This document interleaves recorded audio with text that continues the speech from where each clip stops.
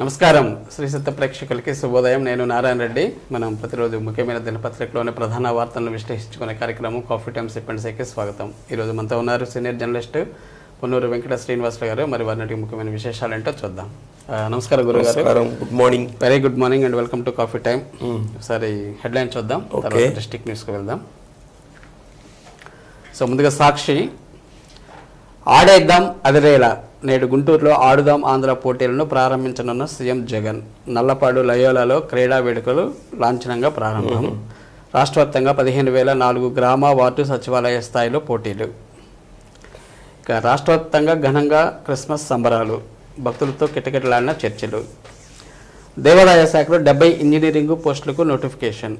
35 AEE, 5 AEE, 30 technical assistant పోస్టుల భర్తీ. Contract పద్ధతిలో నియామకం. 30 వరకు దరఖాస్తుల స్వీకరణ, రాత పరీక్ష ద్వారా ఎంపిక. ఓకే. యూపీఐ పేమెంట్ల మోసగాల టార్గెట్. దేశంలో రోజుకు సగటున 23,000 సైబర్ నేరాలు. వాటిలో 55% యూపీఐ మోసాలే. తర్వాత స్థానాల్లో కార్డు, ఇంటర్నెట్ బ్యాంకింగ్ నేరాలు. పండగలు వచ్చినాయి కదా. అవును, గిఫ్ట్లు రకరకాల. అవును. ఇక ప్రభుత్వ చదువులకు సలాం. పలు రాష్ట్రాలు, కేంద్రపాలిత ప్రాంతాల చూపు ఏపీ వైపే. ఏపీ విద్యా విధానాలు ఫిదా. తమ ప్రాంతాల్లోనూ అమలు చేస్తామంటున్న వైనం. ఫలించిన సర్కారు చదువుల యజ్ఞం. ఓకే, మంచిది. ఇవి సాక్షిలో వచ్చిన ప్రధాన వార్తలు. ఇక ఆంధ్రజ్యోతిలో చూస్తే పులివెందుల నేలపైన ఎదురుగాలి. ప్రశ్నలతో ఉక్కిరిబిక్కిరి చేసిన మండలాల నేతలు. జవాబు చెప్పలేక కిన్నుడైన జగన్. పదండి పోదాం. టీడీపీ తలుపు తడుతున్న వైసీపీ ఎమ్మెల్యేలు. జగన్ మొండి చేతితో పక్కచూపులు. టీడీపీతో 20 మంది సంప్రదింపులు. బాబుని కలిసి రూటు కోసం ఇంకొందరు. అన్వేషణ సీటు మారేందుకు రెడీ. చాలా. ఇక వాలంటీర్ల వంతు. అంగన్వాడీల దారిలోనే ఉద్యమం. ఈ నెల 29 నుంచి సమ్మె సైరన్. పింఛన్ల పంపిణీ నిలిపివేత యోచన. ప్రశంసలు తప్పిస్తే పైసా లబ్ధి లేదని ఆవేదన. రాష్ట్రమంతా ఆశాల ర్యాలీలు. నేడు నిరసనల ఉధృతం. మండల కేంద్రాల్లో పెద్ద ఎత్తున ర్యాలీలు. మరో ముఖ్యమైన వార్త, ఏపీ కాంగ్రెస్ అధ్యక్షురాలుగా షర్మిల. కొత్త ఏడాది ప్రారంభంలోనే ప్రకటన. ఢిల్లీ కాంగ్రెస్ పెద్దల కీలక మంతనాలు. ఓకే, ఎలా ఉండబోతుందో చూడాలి. ఇక వైసీపీ ఎమ్మెల్యేగా గెలిచి ఉంటే తల దించుకోవాల్సి వచ్చేది. జగన్ మంత్రి పదవి ఇస్తామన్నారు, కానీ షరతులతో విధించడంతో వద్దన్న మాజీ మంత్రి దగ్గుపాటి వ్యాఖ్యలు. ఓకే, ఇవి ఆంధ్రజ్యోతిలో వచ్చిన వార్తలు. చివరిగా ఈనాడులో చూస్తే, కన్ను పడితే కైవసమే. ప్రభుత్వ భూముల్లో వైకాపా నేతల బరితెగింపు. ఎసైన్డ్ స్థలాలను లాక్కుంటున్నారు. రాష్ట్ర వ్యాప్తంగా అడ్డు అదుపు లేని దందా. జగనన్నకు చెబుదాంలో వీటిపైన అధిక ఫిర్యాదులు. చేష్టలుటికి రెవెన్యూ శాఖ. ఏసయ్య జగనన్నకు నువ్వైనా చెప్పయ్యా. క్రిస్మస్ సందర్భంగా వినూత్నంగా నిరసన తెలిపిన అంగన్వాడీలు. అనుమతులకు మించి గ్రానైట్ తరలింపులో సిద్ధహస్తులు. చేమకుర్తిలో వైకాపా కీలక నేత దందా. అదనంగా 9,093 క్యూబిక్ మీటర్ల గ్రానైట్. అయినా పర్యావరణ అనుమతులు జారీ. జనంతో జగనాట. ప్రేక్షకులే క్రీడాకారులట. ఆడుదాం ఆంధ్రకు రాని క్రీడాకారులు, సందర్శకులతోనే క్రీడా బృందాలు ఏర్పాటు. ఇవి సార్ ప్రధాన వార్తలు స్టేట్లో వచ్చి. చూడండి, మన ప్రకాశం జిల్లా వస్తే నిన్న ఎలా జరిగింది సార్? లోకరక్షకుడు యేసుక్రీస్తు అన్ని ప్రాంతాలు బ్రహ్మాండంగా జరిగినట్టుంది. బాగా జరిగింది. నిన్న మనకి జేఎంపీ చర్చి ప్రధానమైంది కదా. ఆ జేఎంపీ చర్చిలో ఘనంగా వేడుకలు చేసుకున్నారు. గౌరవనీయులందరూ, సంఘంలో ఉన్నటువంటి ప్రముఖులందరూ కూడా, ఈ రాజకీయ నాయకులు, అధికారులు, వీళ్ళు కూడా అందరూ పాల్గొన్నారు. అందుకనే గొప్ప వేడుక క్రీస్తు పుట్టుక అన్నటువంటి వార్తను కూడా వేశారు. లోకరక్షకుడు యేసుక్రీస్తు. యువ నాయకుడు బాలినేని ప్రణీత్ రెడ్డి గారు, అలానే మేరీ గంగాడ సుజాత గారు, వీరందరూ కూడా పాల్గొనడం జరిగింది. ఈ యేసు ప్రభు ఇచ్చినటువంటి శాంతి సందేశం, ముఖ్యంగా మతం ఏదైనా సరే ఆ మత గ్రంథంలో ఉన్నటువంటి సారాంశాన్ని మనం తీసుకుంటే మంచిది. అన్ని గ్రంథాలు, ఏ గ్రంథం బోధించినా సరే శాంతి సందేశమే ఇచ్చింది. ఈ మధ్యలో ఉన్నటువంటి ఈ మతాలు నిర్వహించేటటువంటి వాళ్ళు, ఈ మతాలు అని కొట్టుకునేటువంటి ప్రజలు తప్పితే మత గ్రంథాలు మటుకు మంచినే బోధించింది. మానవ సేవ. దాంట్లో ఉన్నటువంటి మంచిని కనుక స్వీకరిస్తే ఆ లోకానికి, అందరికీ మేలు జరిగేదానికి అవకాశం ఉంటుంది. ముఖ్యంగా ప్రజల యొక్క పాపాలని ప్రక్షాళన చేయడానికి యేసు ప్రభు సిలువ ఎక్కినట్టుగా కూడా ఆయన చరిత్ర ద్వారా తెలుస్తుంది. కాబట్టి మనల్ని రక్షించడానికి ఆయన సిలువ ఎక్కాడు. కాబట్టి అటువంటి త్యాగమూర్తుల్ని మనం స్మరించుకోవడం కూడా మంచిది. అటువంటి వేడుకని నిన్న జిల్లా వ్యాప్తంగా కూడా బాగా చేసుకున్నారు. ఓకే. నేడు వంగవీటి మోహన్ రంగ వర్ధంతి సార్. వంగవీటి మోహన్ రంగ అంటే కొంతకాలం రాజకీయాల్లో ఒక సంచలనమైనటువంటి పేరు అది, వంగవీటి మోహన్ రంగ గారి పేరు. అంటే అప్పుడు కాంగ్రెస్ పార్టీలో కాబోయే ముఖ్యమంత్రి ఆయన అన్నటువంటి పేరు కూడా వినిపించింది. అంత ఆ లెవెల్కి వచ్చినటువంటి నాయకుడు. ఎందుకంటే విజయవాడలో ఉన్నటువంటి ఎవరైతే ఈ పేదలు ఉంటారో, ఎవరైతే కార్మికులు, కర్షకులు ఇలాంటి వాళ్ళు ఉంటారో వాళ్ళందరికీ అండగా నిలబడినటువంటి నాయకుడిగా వంగవీటి మోహన్ రంగ గారికి ఒక మంచి పేరు ఉంది. అయితే అక్కడ ఉన్నటువంటి వర్గపోరు ఇవన్నీ ఉన్నాయి కాబట్టి రాజకీయ పోరు కాకుండా వాళ్ళకి వర్గపోరు కూడా ఉంది. అక్కడ ఇండివిజువల్ గా ఉన్నటువంటి వర్గపోరు తోటి వారిని హత్య చేయడం జరిగింది. ఈరోజు 35వ వర్ధంతి వారి. 35 సంవత్సరాలు అయింది రంగా గారు చనిపోయి 30 సంవత్సరాలు అయిందా అనిపిస్తుంది. ఆ రోజు రంగా గారు చనిపోయినప్పుడు రాష్ట్ర వ్యాప్తంగా తగలబెట్టడం ఇవన్నీ కూడా జరిగినటువంటి సందర్భాలు ఉన్నాయి. ఆయన ఇప్పటికి కూడా ఆయనంటే అభిమానించేటటువంటి వాళ్ళు రాష్ట్ర వ్యాప్తంగా ఆయన వర్ధంతిని జయంతిని చేస్తున్నారు. మనకి ఒంగోలులో కూడా అసోసియేషన్ ఉంది కదా, విగ్రహం ఉంది రామ్నగర్ ఫస్ట్ లైన్ లో. అక్కడ ఈ వర్ధంతి కార్యక్రమాన్ని నిర్వహించేందుకు ఏర్పాట్లు చేస్తున్నారు. ఈ రోజు ఉదయం 10 గంటలకి ఆ వర్ధంతి కార్యక్రమాన్ని కూడా నిర్వహిస్తారు. ఓకే, ఇదేంటి సార్ వీక్షిత్ భారత్ సంకల్ప యాత్ర ప్రారంభం? వీక్షిత్ భారత్ అంటే కేంద్ర ప్రభుత్వం కూడా అనేక రకాలైనటువంటి సంక్షేమ పథకాలని అన్ని రాష్ట్రాల్లో కూడా ఏర్పాటు చేస్తుంది. అయితే ఏమిటంటే ఆ రాష్ట్ర ప్రభుత్వం వాళ్ళు దాన్ని అంటే జనరల్గా రాష్ట్ర ప్రభుత్వం ప్రచారం చేసుకుంటుంది కదా, అంటే వాటికి కూడా మోడీ గారి ఫోటో పెట్టి పథకాలు కాబట్టి అలా రాష్ట్ర ప్రభుత్వం ఉన్నా వాళ్ళ ఫోటో పెట్టుకున్నా వాళ్ళు చేయాల్సింది వాళ్ళే ఇక్కడ. కాబట్టి మోడీ గారి పథకం ఇది కేంద్ర ప్రభుత్వం ఆధీనంలో జరుగుతున్నటువంటి పథకం అన్నటువంటి పెట్టాలనేది దాని మీద కొంత నిరసనలు కూడా వచ్చింది. దీని సందర్భంలో ఎలక్షన్ రాబోతుంది కదా, ఇప్పుడు కేంద్ర ప్రభుత్వం ఏం చేసిందని చెప్పుకోవాల్సినటువంటి అవసరం ఉంది. కాబట్టి ఇది వీక్షిత్ భారత్ సంకల్ప యాత్ర అని చెప్పి ఒకటి ఏర్పాటు చేశారు. దాన్ని నిన్న ప్రారంభమైంది, మధ్యపాడులో ప్రారంభమైంది. దానికి మోడీ గారి హయాంలో ఏమేమి ఈ మనకి సంక్షేమ పథకాలు అమలు చేశారు వాటన్నిటి కూడా వీక్షిత్ భారత్ అది వాళ్ళు కేంద్ర ప్రభుత్వం ద్వారా ఏమేమి పథకాలు అమలు చేశారనేది తెలియజెప్పడానికి ఈ కార్యక్రమాన్ని ప్రారంభించారు. ఏదైనా కానీ రెండు జనాలకు తెలియాలి, ఎవరు పథకాలు ఏవి, స్టేట్ గవర్నమెంట్ పథకాలు స్పష్టంగా తెలిస్తే అప్లై చేసుకోవడానికి కూడా తేలిగ్గా ఉంది. అవును, ఓకే. కానీ నేడు దత్త జయంతి అంటే సార్, దత్త జయంతి అంటే గురు పరంపర. ఇప్పుడు సాయిబాబా, షిర్డీ సాయిబాబా ఉన్నారు, అలానే గురు రాఘవేంద్ర స్వామి ఉన్నాడు, అలానే దత్తాత్రేయ స్వామి. వీళ్ళందరూ కూడా దత్తాత్రేయ స్వామి అవతార రూపంగా వచ్చినటువంటి వాళ్ళని సిద్ధాంతం. అంటే ఈ మనకి ఈ భూమి మీద అవతరించినటువంటి వాళ్ళలో దత్తాత్రేయ స్వామి వారి కూడా ఒకడు. ఆయనకు 3 తలకాయలు ఉంటాయి, చూసే ఉంటారు ఆయన రూపాన్ని. 3 తలకాయలు అంటే ఏంటంటే బ్రహ్మ విష్ణు మహేశ్వరులకి ప్రతిరూపంగా ఆయన అవతరించాడని, ఆయన సద్గురువు అన్నటువంటిది ఒక సంప్రదాయం కూడా ఉంది. ఈ గురు సంప్రదాయాన్ని కొనసాగిస్తూ ఈరోజు దత్త జయంతి ఆవిర్భవించినటువంటి రోజు. పిఠాపురం అని మనకుంది, రాజమండ్రి పిఠాపురం. ఆ పిఠాపురంలో ఆయన ఆవిర్భవించాడని, అలానే గాన్గాపూర్ అని చెప్పి ఒక ఊరు ఉంది, అక్కడ కూడా ఆయన అవతరించాడని రకరకాలైనటువంటి కథనాలు ఉన్నాయి. మొత్తం మీద ఈరోజు అంటే ఎప్పుడైనా సరే గురువుని స్మరించుకోవడం అనేది మంచిదే. మాతృదేవోభవ, పితృదేవోభవ, ఆచార్య దేవోభవ. తల్లిదండ్రుల తర్వాత ఇచ్చినటువంటి స్థానం గురువుది కాబట్టి ఈరోజు మనకి టీచర్స్ డే అని చెప్పి నిర్వహిస్తారు. అది ఆధునికమైనటువంటి విధానం. అది ఇదేమో భక్తికి సంబంధించినటువంటిది. ఏదైనా సరే గురువుని స్మరించుకోవడం అనేది మంచిదే కాబట్టి ఈరోజు దత్త జయంతి వేడుకల్ని ముఖ్యంగా ఏం చేస్తారంటే సాయిబాబా మందిరాలు వీటిలో చేస్తారు. గురు పరంపరలో ఎక్కువగా మనకి 2 సాయిబాబా మందిరాలు ఉన్నాయి, ప్రధానమైనటువంటి లాయర్పేట, సంతపేట, అలానే కర్నూలు రోడ్లో కూడా సాయిబాబా మందిరం పెద్దది ఉంది, అక్కడ కూడా ఈ ఏర్పాట్లు చేస్తారు. కాబట్టి అక్కడికి వెళ్ళి స్వామివారిని దర్శించుకునే దానికి అవకాశం ఉంది. అక్కడ గురు చరిత్ర పారాయణ చేయటం ఇవన్నీ కూడా చేస్తూ ఉంటారు. అది ఈరోజు పరమ పవిత్రమైనటువంటి దత్త జయంతి కాబట్టి వెళ్ళి ఆ స్వామివారిని దర్శించుకుంటే గురువు యొక్క అనుగ్రహం మనకు కూడా లభిస్తుంది.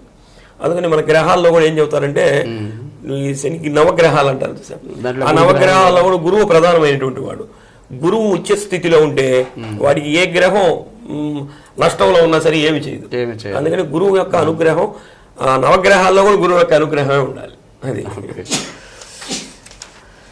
అలుపెరగని పోరాటం అంగన్వాడీలో సార్, ఇది అంగన్వాడీలు చేస్తూనే ఉన్నారు.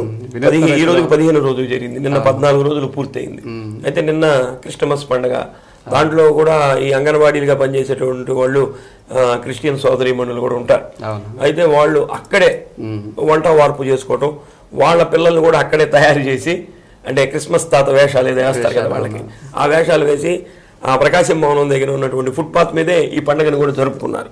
నిన్న అక్కడే దీనికి సంబంధించినటువంటి స్వీట్స్ అవి కూడా తయారు చేసుకున్నారంట, రోడ్డు మీదే తయారు చేసుకుని, ఇదిగోండి ఈ గారెలు స్వీట్స్ అన్ని తయారు చేసుకొని అక్కడే వాళ్ళు ఆ పండుగ నిర్వహించుకుంటున్నారు. మన జిల్లా వ్యాప్తంగా కూడా ఇవన్నీ జరుగుతుంది. జిల్లాలో అన్ని ప్రాంతాలు అంగన్వాడీ కేంద్రాలు అంటే ముఖ్యంగా గ్రామీణ ప్రాంతాల్లోనే ఉంటాయి కాబట్టి దానికి సంబంధించి జిల్లాలో అన్ని ప్రాంతాల్లో జరుగుతున్నట్టుగా వార్త వచ్చింది. ముఖ్యంగా ఏమిటంటే జగన్మోహన్ రెడ్డి గారు మా అందు ఒక ప్రత్యేకమైనటువంటి దృష్టిని కేంద్రీకరించి మా సమస్యలు వెంటనే పరిష్కరించాలని వాళ్ళు డిమాండ్ చేస్తున్నారు. అంటే 15 రోజులు అంటే 6 నెలల నుంచి చేస్తూ ఉన్నారు. మొత్తం మీద ఇది ఎటు పరిణామం ఎటుపోతుందో చూడ. ఏదైనా ఈ క్రిస్మస్ పండుగ వాళ్ళ జీవితంలో ఒక మరపురాంతి అవుతుంది సార్, ఎందుకంటే రోడ్ల మీద చేసుకుంటున్నారు కాబట్టి కొత్తగా. అది ఓకే. ఇక పొదిలికి మనుమకుటం అంటే ఏంటి సార్ ఇది? ఇప్పుడు శంకరాచార్య జయేంద్ర సరస్వతి వారు ఉన్నారు కదా, కంచిపీఠం అంటారు. అవును. కంచిపీఠం వారు మనకి పొదిలి దగ్గర 30 ఎకరాల స్థలాన్ని తీసుకొని అక్కడ ఒక పాఠశాల నిర్మిస్తున్నారు. విద్యాలయం వైద్యాలయం రెండు కూడా నిర్వహిస్తున్నారు. ఇప్పుడు శంకర మఠంలో ఆల్రెడీ మనకి కంచి దగ్గర వాళ్ళవి విద్యాలయాలు ఉన్నాయి. అక్కడ వేదంతో పాటు సైన్స్ కు సంబంధించినవి కూడా నేర్పిస్తారు. అది అటువంటి అంటే శాస్త్రానికి సంబంధించింది, ఆధునిక శాస్త్రానికి సంబంధించింది. ఇప్పుడు అలాంటిది మన పొదిలి దగ్గర 30 ఎకరాల్లో ఏర్పాటు చేస్తున్నారు. 50 కోట్లతోటి ఉంచుతున్నారు. ఇదిగోండి ఇప్పటికే ఆల్రెడీ నిర్మాణం కూడా జరుగుతుంది. ఫినిష్ అయితే ఇలా ఉంటుంది. దాని నమూనా ఆధ్యాత్మిక విద్యాలయం. అంటే దీంట్లో 6వ తరగతి నుంచి 12వ తరగతి వరకు చేర్చుకుంటారట. ఫ్రీ, మొత్తం ఫ్రీ. అక్కడ కనుక చేరితే, అక్కడ చేరినందువల్ల వాళ్ళకి ఏమవుతుందంటే హిందూ ధర్మం, భారతీయ సంస్కృతి, కళలు, జీవ నైపుణ్యం దాని మీద వాళ్ళకి ఎక్కువగా ప్రాధాన్యతనిస్తారు. ఇక్కడ పాఠ్యాంశాలు కూడా శిల్పకళ, నాదస్వరం, వ్యవసాయం, క్రీడల్లో శిక్షణ ఇవన్నీ కూడా ఇస్తారు. ఇవి కూడా ఉన్నాయి. ప్లస్ వీటితో పాటు వీళ్ళకి కావాల్సినటువంటి స్కిల్ డెవలప్మెంట్, అలానే కొండల తయారీ, హార్టికల్చర్, అగ్రికల్చరల్, టైలరింగ్, అంటే ఏవైతే ఇప్పుడు మన వాళ్ళు వృత్తి విద్యా కోర్సులు అని చెప్తున్నారు కదా, వాటన్నిటికి కూడా విద్య, వృత్తి విద్య ప్లస్ సైన్స్ పరిజ్ఞానం, మన సనాతన ధర్మం ఆధ్యాత్మికతకే పరిమితం కాకుండా కాలం మారిపోతుంది కాబట్టి దాంతో పాటు సపరేట్ గా ఇచ్చేటటువంటి ఏర్పాటు చేస్తున్నారు. ఇప్పటికే వీళ్ళ యొక్క పాఠశాలలకి, వీళ్ళ విద్యాలయాలకి మంచి గుర్తింపు ఉంది. అక్కడ సీట్ వస్తే చాలు అనుకునే వాళ్ళు కూడా ఉన్నారు. అటువంటిది మనకి ఒంగోలులో ఇది ఏర్పాటు చేయడం అనేది చాలా గొప్ప విషయం. కన్స్ట్రక్షన్ కూడా జరుగుతుంది. దీంట్లో ఉండటానికి కూడా ప్రతి గదికి 3 పిల్లలు ఉండే విధంగా అన్ని రకాల ఏర్పాటు చేస్తున్నారు అక్కడ ఉండేదానికి. కాబట్టి ఇది పొదిలి మణిమకుటం, మన ప్రకాశం జిల్లాకే మణిమకుటం వస్తే చాలా మంచి సార్. ఎటువంటి ఎక్కడ లేవు మనకి, మన దగ్గరలో లేవు. అవును. ఇక పారిశుద్ధ్య కార్మికులు కూడా సమస్యలను బాట పడుతున్నట్టున్నారు సార్. పారిశుద్ధ్య కార్మికులు కూడా సమ్మె బాట పట్టారు. వీళ్ళ డిమాండ్స్ ఏంటంటే వీళ్ళకి ఆప్స్కాప్ ద్వారా 15,000 రూపాయల వేతనం, 6,000 రూపాయలేమో హెల్త్ అలవెన్స్ ఇస్తున్నారు. అంటే 21,000 ఇస్తున్నారు. కానీ సుప్రీంకోర్టు చెప్పడం మటుకు 26,000 రూపాయలు వీళ్ళకి ఇవ్వాలని చెప్పిందట. అంటే సమాన పనికి సమాన వేతనం ఇవ్వాలని చెప్పింది. కానీ ఇప్పటి వరకు కూడా రాష్ట్ర ప్రభుత్వం అమలు చేయలేదు. కాబట్టి కోవిడ్ సమయంలో కొంతమంది కార్మికులు తీసుకున్నారట, 150 మందిని తీసుకున్నారట. వాళ్ళని కూడా ఈ ఆప్స్కాప్స్ లో చేర్చాలని. అంటే కాంట్రాక్ట్ కార్మికుల్ని ఇక్కడ తీసుకుంటే నగరపాలక సంస్థ వాళ్ళకి జీతం ఇవ్వాలి. అదే గనక ఆప్స్కాప్స్ లో కనుక చేరిస్తే వాళ్ళు ప్రభుత్వం తరపునే దానికి ఒక కాంట్రాక్టర్, వాళ్ళ ద్వారా ప్రతి నెల 1వ తారీఖునే జీతాలు పడేదానికి అవకాశం ఉంటుంది. దాన్ని కూడా ఏర్పాటు చేయమని చెప్పి డిమాండ్ చేస్తున్నారు. మొత్తం మీద మన జిల్లాలో అంటే ఒంగోలు నగరపాలక సంస్థ కాకుండా మిగతా మున్సిపాలిటీలు ఉన్నాయి కదా, మార్కాపురం, గిద్దలూరు, కనిగిరి, చేమకుర్తి, దర్శి, పొదిలి, వీటన్నింటిలో కలిపి 2,500 మంది ఈ కాంట్రాక్టర్, అవుట్ సోర్సింగ్ వీళ్ళందరూ కూడా 2,500 మంది పారిశుద్ధ్య కార్మికులు ఉన్నారంట. వీళ్ళందరూ కూడా సమ్మెలోకి వాళ్ళ నుంచి వెళ్తున్నారు. అలాగే చెత్త సేకరణ చేస్తుంటారు చూసారా, వాళ్ళు ఏమంటారు, వాహన మిత్రాలు, వాళ్ళు కూడా సమ్మెలో పాల్గొంటున్నారట. అయితే ఏతావాత ఇక్కడ పనిచేసే వాళ్ళు ఎవరంటే 91 మంది రెగ్యులర్ కార్మికులు ఉన్నారట. వాళ్ళందరూ కాంట్రాక్ట్ కార్మికులే. కాబట్టి వీళ్ళే మాత్రమే ఉంటారు. కాబట్టి చెత్త సేకరణ ఇదంతా కూడా ఇవాళ నుంచి కొద్దిగా ఇబ్బందికరంగా పని చేస్తుంటేనే నగరంలో చెత్త ఎక్కడదక్కడే ఉంది, ఇంకా పని చేయకపోతే ఇంకా ఎలా ఉంటుంది? మరి మొత్తం మీద దీని మీద కూడా రాష్ట్ర ప్రభుత్వం ఏం దృష్టి పెడుతుందో చూడాలి. ఏదో ఇప్పుడు 4 వర్గాల వారు సమ్మెలోకి దిగుతున్నారు అన్ని, సమయం ఇదే కదా. అవును.